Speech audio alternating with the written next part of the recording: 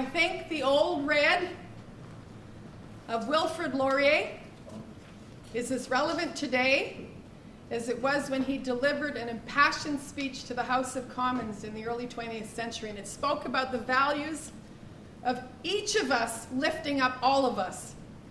The problem is not the values-based Liberal Party. The problem is that we are so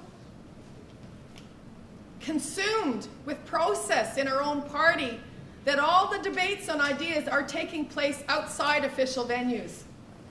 You can go now on any website in Canada and you can find Liberals rising up. You can go on Canadian Politico and have that kind of a debate. And you go on the Liberal website, you know what you find? A 94-page constitution. The Tories is 12 pages. The NDP's is 17. There's a gentleman in the back corner, and he puts his hand up now. He intends to be running as a candidate in the by-election in the Toronto Danforth, and he's in the marketing business. I don't know him, but I can tell you the Liberal Party does not know how to market ourselves. And if you go back, and mention was made, Ron made mention of becoming a member. I've had several people, and I'll point to a couple in this room who became members because they happen to support me. They have received nothing from the party but emails asking for money. They have placed 10 phone calls to their riding president and have not received a call back.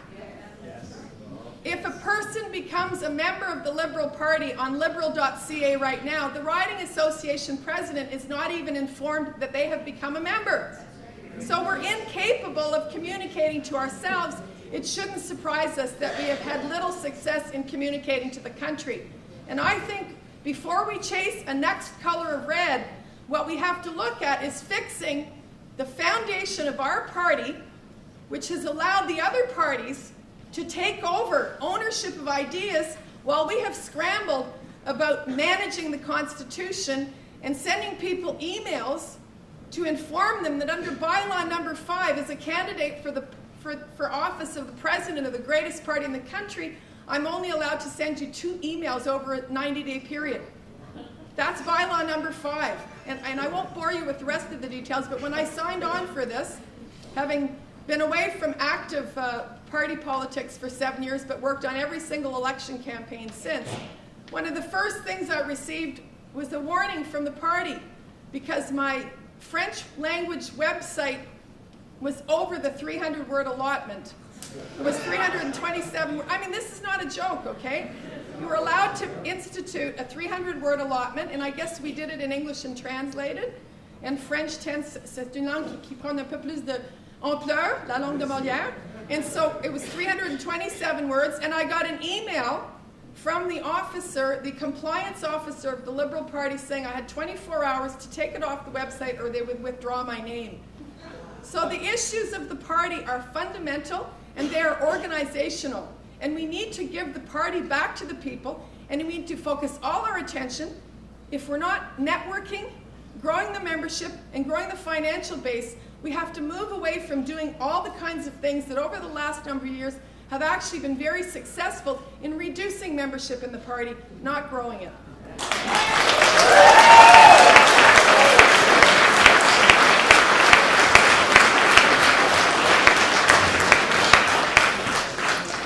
Let me go back to the actual question because it was a good one, and it has there's no simple answer.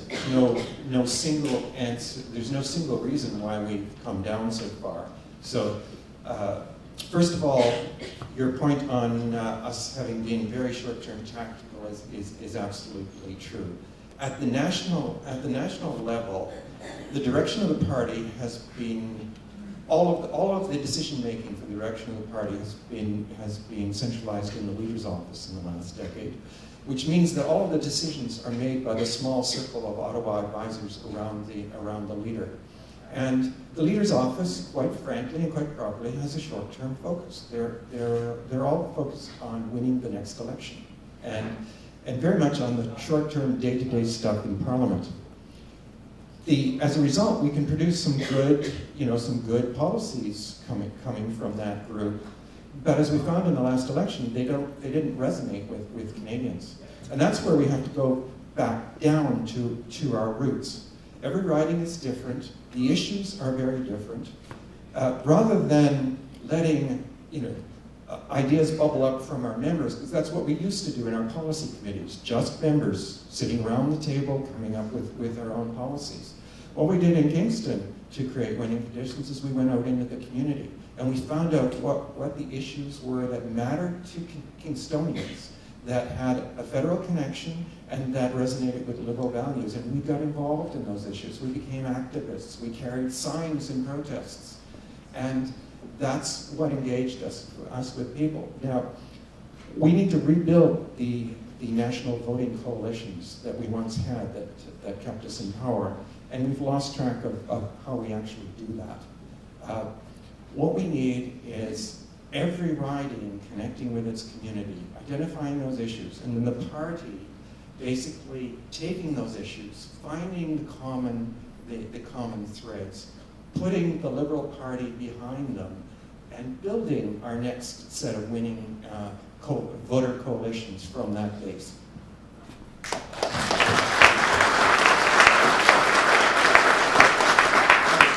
I very much agree with what Ron just said and a lot of what Sheila and Mike said too, but I also believe that we have quite a few candidates here today running for policy chairs who will have platforms introduced to members at the convention and who will be voting on those platforms. Each one of them proposes a different approach to the policy process, but I think as president, what it will be incumbent on whoever of us is going to be elected is to facilitate that platform to be implemented. If members choose a policy process that starts at the riding level and it goes and reaches to the communities they represent, which I personally believe is the best way to go about representing Canadians, finding what preoccupies communities, what makes them feel engaged and involved, and bring it to the national executive, well, so be it. That's exactly what the national executives should be doing, facilitating and implementing it.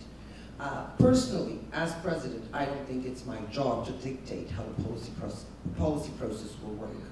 That's up to the members to define, and with the policy chair, it's up to them to define how that process is going to end up. It is up to the president to ensure the conditions for that policy process to be implemented.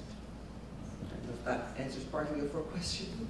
Yeah, I'll only say that I'm actually, for the last 4 years, been one of the Toronto region policy reps, actually, and the policy process is actually, I would say, broken. And much of the policy speaking there. I agree, which is why we have an election also for the policy chair, who are each of them presenting a platform that is to their image, and I think members will have to choose who will best improve the policy process or repair the policy process. But the president, him or herself alone, can't do it. Yeah, no, and I would say actually the issue was with the policy chair, or rather the higher-ups, the inner circle, basically not listening to whatever was proposed. Well, and I agree, which is why I believe the president's job will be to make sure that whatever the members decide is going to be the process for policy definition and policy creation is the one that will be adopted, and to have a very firm dialogue with the leader's office to ensure that it's not only the leader and caucus who impose platform on the membership or on the party. I think that being part of caucus, I actually know what that feels like. So to tell you the truth, last election we found out about the platform the day the election was called. Same time as you did. So, to tell you how important it is to change that process, I actually know where you're coming from. It's true. It's very broken. Thank you. We have a question over here. Hi.